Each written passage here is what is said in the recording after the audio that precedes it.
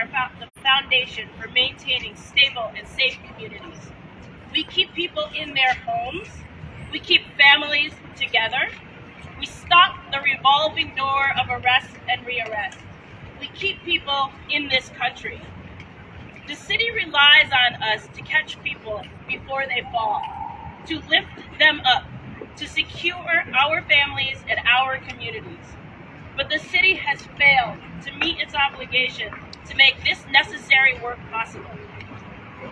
Years of contract delays, flat funding, and bureaucratic red tape are crushing our organizations. Our staff are leaving in droves. We are struggling to rehire. And those brave advocates who choose to stay in the fight, despite the lack of a living wage, are forced to work second jobs and struggle to make ends meet. Organizations are on the brink of collapse. The time for funding fairness is now. The city must provide fair funding this year. Contracts must be registered on time, and there must be a recognition that flat funding year over year is impossible.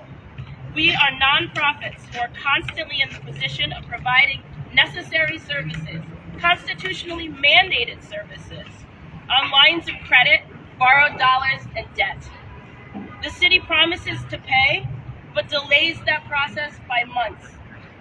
The city promises to offer new contracts, but then delays that process by years. This must end, and it must end now. We demand fair funding now. We demand fair funding for public defenders, for civil legal services, fair funding for critical services. I want to thank and introduce our first speaker, Councilmember Sean Abreu. 20 years ago, I was sleeping on a couch at my neighbor's house because my family had been evicted from our home. We were evicted because my family fell behind on our rent, and we knew that we were in trouble. I came home one day to watch my mother reading her eviction notice from her kitchen table. It was a difficult moment for me and my family, and it was a moment we knew we could have prevented. We had legal services like the right to counsel we have now. Perhaps we could have stayed in our rent-stabilized apartment. But that wasn't possible because we did not have right to counsel at the time. But now we do. But we know that right to counsel is not what it used to be a few years ago. There are too many tenant lawyers taking on too many cases, to the point now that nonprofits can't take any more cases anymore. And we're not only just talking about tenant lawyers, we're talking also as well about public defenders.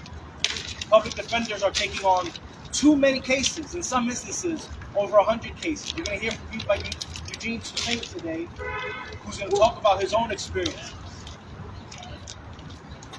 Nonprofits are not getting paid on time.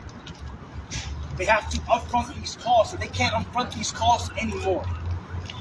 We need to increase the advance that they can take out.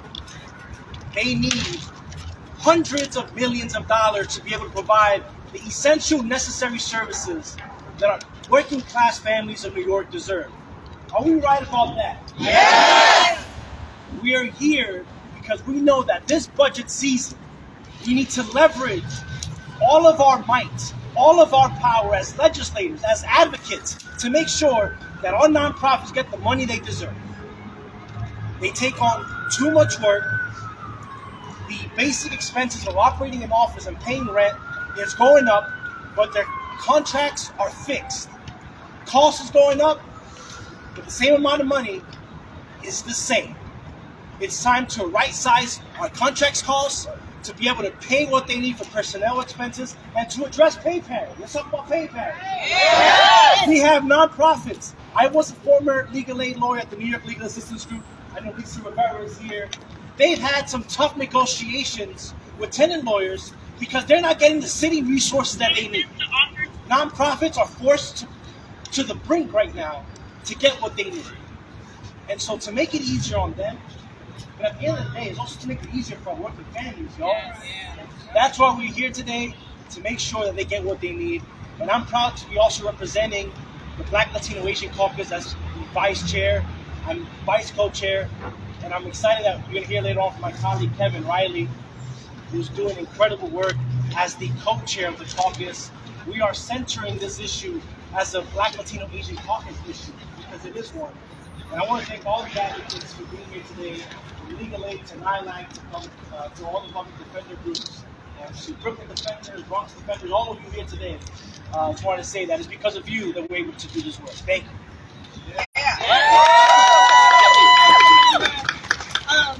Councilmember, thank you for making this an important issue and being centered to the fight. I also want to recognize other council members who are here to support us. Councilmember Shahana Hanif is here. Councilmember Rita Joseph. Thank you. And Councilmember Christopher Marte. And we are also joined by Jack McClatchy, who is the Legislative Director for Kristen Richardson Jordan. Thank you, council members, for your support for all of us and the work that we do.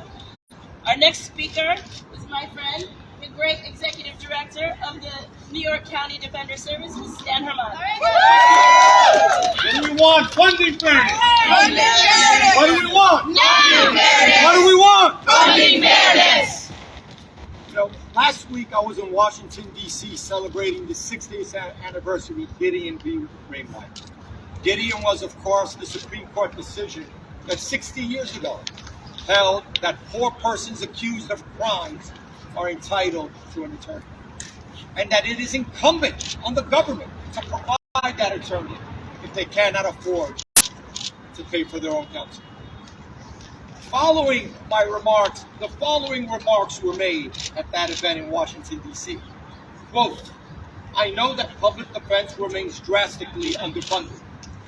I know that public defender offices are experiencing serious recruitment and retention problems that only worsened during the COVID-19 pandemic. I know that you often carry staggering caseloads and that your staff and investigative resources are insufficient, to say nothing of your financial compensation. I also know that the pressure on public defenders is enormous. There are no small cases when someone's liberty is on the line. Those words were not uttered by the head of a public defender office.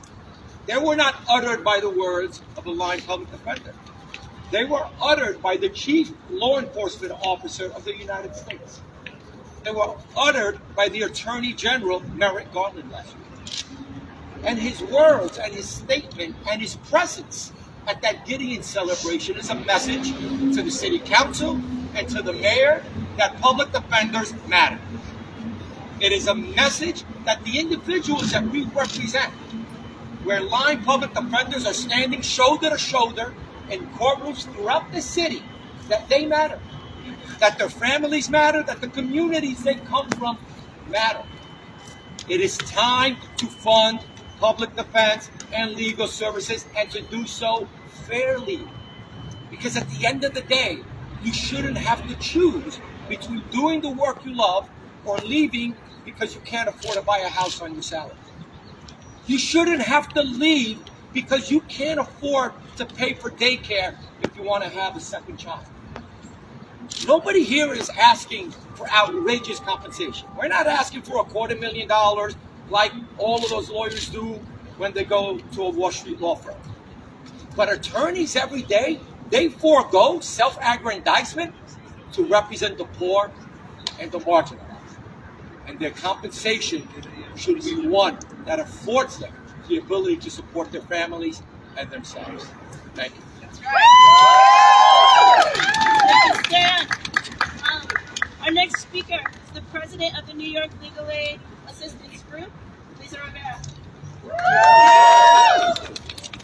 morning, everyone. Thank you so much for coming out today to talk to us. Civil legal service providers are at the brink. We're at the brink of financial disaster. The rights of New Yorkers are on the line. Our staff tires every single day to uphold the rights of New Yorkers. This means keeping New Yorkers in their homes. This means helping families feed their families and children, protecting the rights of immigrants, elders, veterans, and other marginalized groups, and keeping survivors of violence safe. We're able to do this in large part because of city initiatives and city funding, but it is not enough. It hasn't been enough for quite some time. Our services provided incalculable benefit to the individuals that we serve today, tomorrow, their families, and our city. Despite this, we face a multitude of obstacles with city funding, city contracting, and city procurement. Our staff are not paid a meaningful and fair and competitive salary to do the work that we do every single day. We are not paid, simply put, on time for our existing contracts. This means that we are performing services while not getting paid, waiting months, even years, because our families, our clients, the individuals that we serve in the community need us desperately. This comes at a huge cost to every single one of our organizations here today. This means that we're taking out loans to make payroll. It means that we're incurring bank fees. This means that we're getting our lines of credit revoked from the bank. We are delaying payments to vendors that we need to do our essential work. Our existing contracts do not allow us to pay our staff a fair and equitable and competitive salary so that they can live in the city that they are trying to see and to uphold the community that we live in. This includes that contracts from the outside that are not covering our costs. This includes contracts that from the outset are not covering rent, spikes in health insurance for our staff, essential benefits that we need to give our staff so they can stay employed at our organizations and not flee to other places where they get paid more. This is further exacerbated by the city completely delaying RFAs year after year and giving us extensions on contracts that have flat funding. Adding to this, our contracts are not registered on time. Delayed RFPs and year after year extensions and unnecessary delays and bureaucratic obstacles that we face just to invoice our payments are slowing us down. Year after year, our organizations fight for our neighbors, yet year after year, our concerns about contracting and payments are largely ignored. Justice for New Yorkers experiencing poverty are directly tied to how well our organizations are staffed. These obstacles that we face have real consequences to all of our organizations and our neighbors, and our ability to support our staff as they do this vital and difficult work every day. We, today, dozens of civil legal service providers are calling on the city for an investment of $300 million in fiscal year 2024 for us to be able to continue to do this vital work. We are calling on the city to increase all civil legal services baseline contracts. We are calling on the city to help us provide increased capacity so that all tenants with eligible cases in the housing court can get lawyers today and tomorrow and in the future. We are asking the city to help us fund salaries so that we can tide over unprecedented attrition in each and every one of our organizations and attract prospective hires so that they can do this work in the future. We are asking the city to help us provide these essential services. Civil legal services and defender organizations must be funded fairly. Thank you. And one of our champions, introducing next, Council Member Kevin Riley. What do we want? Fair funding. What do we want it? Now. What do we want? Fair funding. When do we want it? Now. This is a rally, y'all. We asking for money. What's reserve money that we need? My first job in public office was a constituent liaison, which is the most important job within our office, where you get to see the issues that people that you represent go through every single day.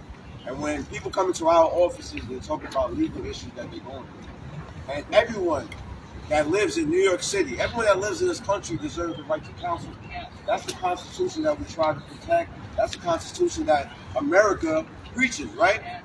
But in order for us to provide the right to counsel, we have to take care of our Avengers, y'all. You guys are defenders, but y'all are our Avengers. Because y'all are protecting our community each and every single day. But you guys are not being compensated the right way. And that has to stop. How can we expect our defenders and our Avengers to go to court and represent our communities each and every day when they can't even provide for their own family? Where they have to pick up second jobs, where they have to be in between going to the private or corporate sector when their hearts belong within our communities. We have to continue to advocate. If we want to address the situation that we see in New York City, homelessness, these are individuals that could address that right here. If we want to address small businesses being taken advantage of. These are individuals right here that can help address that. If we want to address people in our community wanting to get into the cannabis space, these are people in our communities that can help address that each and every day. So if we're going to talk about a fair budget, we're going to talk about taking care of our communities, let's do the right thing this budget. Let's get this $300 million for our legal service defenders so that they can continue to protect our communities. Thank you so much for what you do for our community, and we continue to expand right next to you. As Vice Co-Chair Shawna Abreu said, this is a priority for the BLAC this year, and we're going to call on the administration to make sure that we get this done. Thank you so much. I'm gonna take that. We're public avengers. Here on out. The next speaker you're gonna hear from, I think, is maybe the most important you'll hear today. Eugene Toussaint, come on down. Eugene is a lawyer with Legal Aid, and he embodies what it means to be passionate about this fight at all costs. Also a member of ALAA, Eugene Toussaint. Good morning. Thank you for coming. I know after a long weekend, it might not have been easy for all of us to get here this early. My name is Eugene Toussaint. I've been a public defender for almost 10 years. And as someone who was born and raised Bronx River Projects, I share a lot of similarities with my clients. I know what it's like to have a family member have to go through the criminal justice system and be part of a family that's confused and unsure what's happening, not be able to get in contact with their attorney. And because of that, I pride myself on being a public defender that gives my clients the ability to contact me as much as possible, make sure that they understand what's happening in their case, and to try to be as available as possible. But also, like my clients, I also know what it's like to be broke. I know what it's like to look in your EasyPass account and see negative numbers. And I know what it's like to not be able to know how you're going to pay your next bills. And because of that, I've had to get part-time jobs. I've operated as an Uber Eats driver, and I've operated as a home health aide for my aunt. Now, I'll be lying if I sat up here and made it sound like all my financial woes had to do with just being underpaid.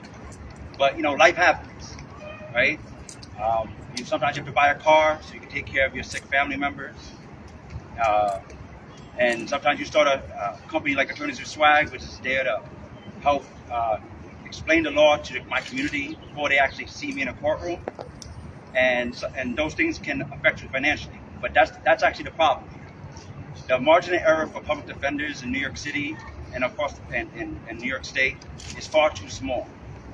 We don't have the financial flexibility to respond to family emergencies, or to think about our future, or to build a family or buy a house. And because of that,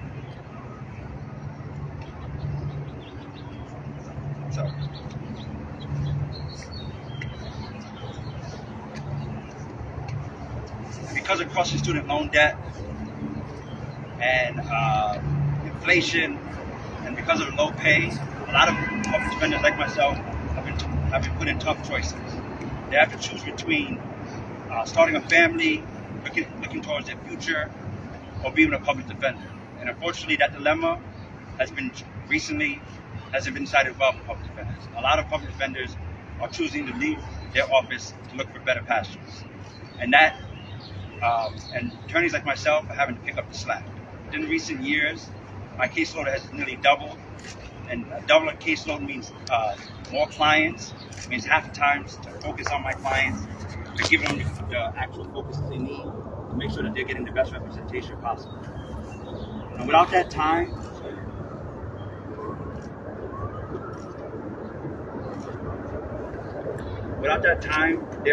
their representation is becoming effective. Add that with the new discovery laws, adding a lot of paperwork and a lot of discovery that we all have to go through for all our cases, and our clients are the ones that are hurting. They're not getting the representation that they need, and if City Hall does not step up and provide increased funding, they're going to be affected, and they're going to be languishing in Rikers Island, a place that has humanitarian crises, and they're not going to be able to get timely cases gone to the criminal justice system. So I ask City Hall to step up and fund us how we should be focused. Thank you. Our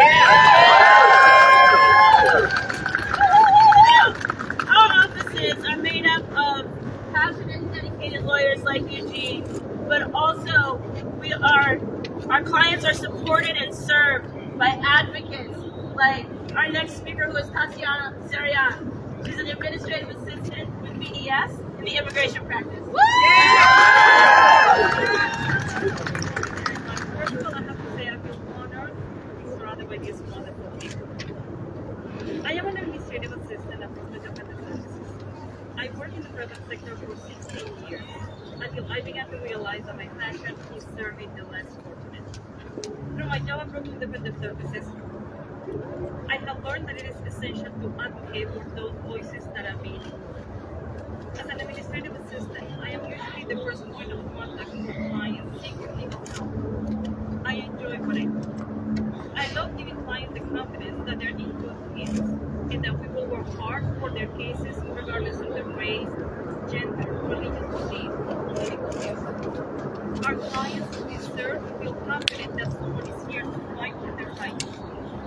Living and working in New York City has its beauty, but the beauty can have its struggle. The cost of living has increased extremely, largely due to the long-term financial impact of the COVID pandemic. Covering the cost of housing, food, transportation, clothing, and other necessities is not easy. I love being part of the public defense law. I love serving this community. It would break my heart if I was forced to find another job because I cannot afford to support my family and make ends meet with this salary. I am hopeful that you will understand the reasoning behind our ask and will provide public defenders with the funding necessary to continue representing the community and making New York a better place. We need salaries that reflect the current cost of living in New York City to continue providing these valuable services. Public defenders deserve to be treated equally and fairly, and so do the people that we serve. Thank you.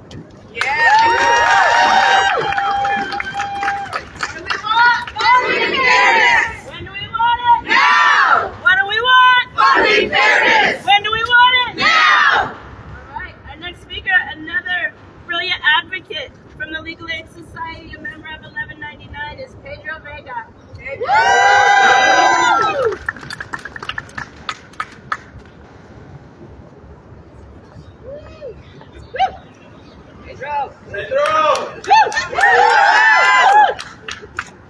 Greetings and salutations. Saludos y buenos dias. My name is Pedro J. Vega, and I'm the paralegal case handler with the Legal Aid Society Civil Practice and a proud member of 1199 SEIU.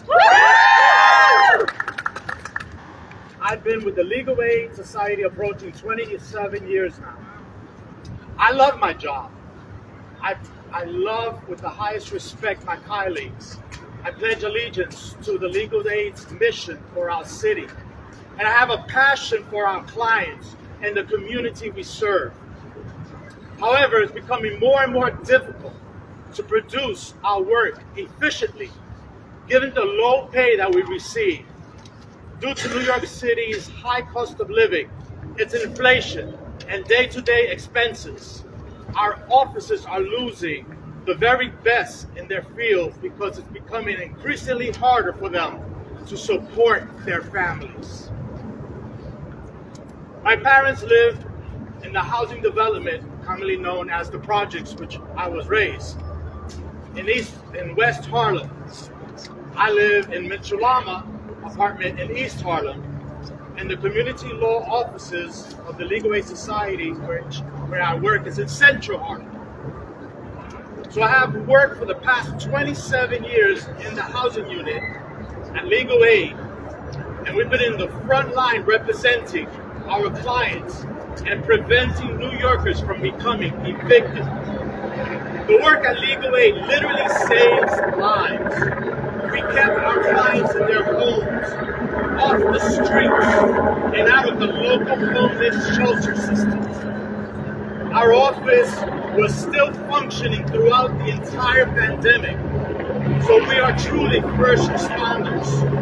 But at the same time, we deserve a dignified wage for the work that we do in serving New York City's most vulnerable residents.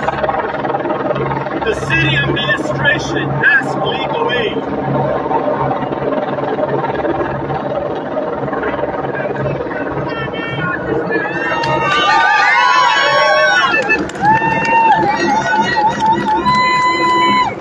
I was raising the project, so I know when to stop. The city administration asks legal aid to help the underserved and the most vulnerable, which we answered that call. However, it is mathematically impossible to produce our services efficiently and proficiently without additional fundings and increases in the budget. So today, we beseech you, Mayor Eric Adams, to grant additional fundings as well as increasing our budgets so that we can better serve New Yorkers, your constituents, by enduring that money which is allocated to increase salaries so that we can retain our most experienced employees as well as attract the prospective hiring. Mayor Adams, help us help you. Help us to help New York seniors. Help us to help the vulnerable or the working poor. Help us to help the young, the minors. Help us, and the way you can help us is by increasing funding, allocating the budget so that we can better serve and protect New York City from becoming homeless. Thank you and gracias.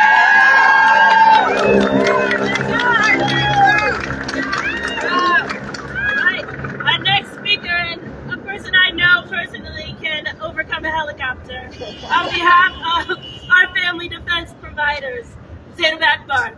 What do we want? What do we want? Now! What do we want? Voting fairness! What do we want? Now! Peace and blessings, everybody. Good morning on this spring day. My name is Zainab Akbar. I'm the proud managing attorney of the Family Defense Practice at Neighborhood Defender Service of Harlem. I stand here alongside our incredible colleagues at the Bronx Defenders, Brooklyn Defender Services, and the Center for Family Representation in demanding that the city and state fully fund our essential work defending low-income parents and caretakers who are dragged into family court by ACS. What others call the child welfare system, we call the family policing system. It is a system that targets Black and brown families for surveillance and punishment, which does not protect children. It is a system that threatens to separate families when they stand up for their constitutional rights. It's a system where hospitals target pregnant low-income Black and brown parents to drug test them without consent, regardless of whether there are any actual safety concerns for the child. It is a system that encourages anonymous, harassing, and false reports, allowing ACS to essentially stop and frisk an entire family, adults and children, in their home for 60 days without court involvement or a judicial review, and then they call that an investigation. We know what that is. It's an interrogation. We are lucky to live in a state where there is the right to counsel in this horrible and intrusive process, but that right is meaningless if it is unfunded. NDS, BXD, BDS, and CFR have established the gold standard for family defense, a model that has been replicated all over the country, that has reduced the number of children in New York City's foster system by 50% since 2007, and which saves the city $40 million every single year. More importantly, preserves family bonds and family relationships. The incredible social workers, administrative staff, client advocates, and lawyers of our collective family defense practices have been doing this essential work of keeping families together and keeping children out of the horrific foster system while saving the city money for 15 years, despite being funded at half of what the state has established as caseload standards. New York City's families deserve better. New York City's Black and brown communities deserve better. Our staff deserves better. Just as of this city would not function without the important work of our colleagues in criminal, housing, and immigration court. The work we do to provide representation to parents and family court is an essential service. There has never been a shortage of funding for the institutions that tear families apart in New York City, and it's time for the city to fully fund family defense. Thank you.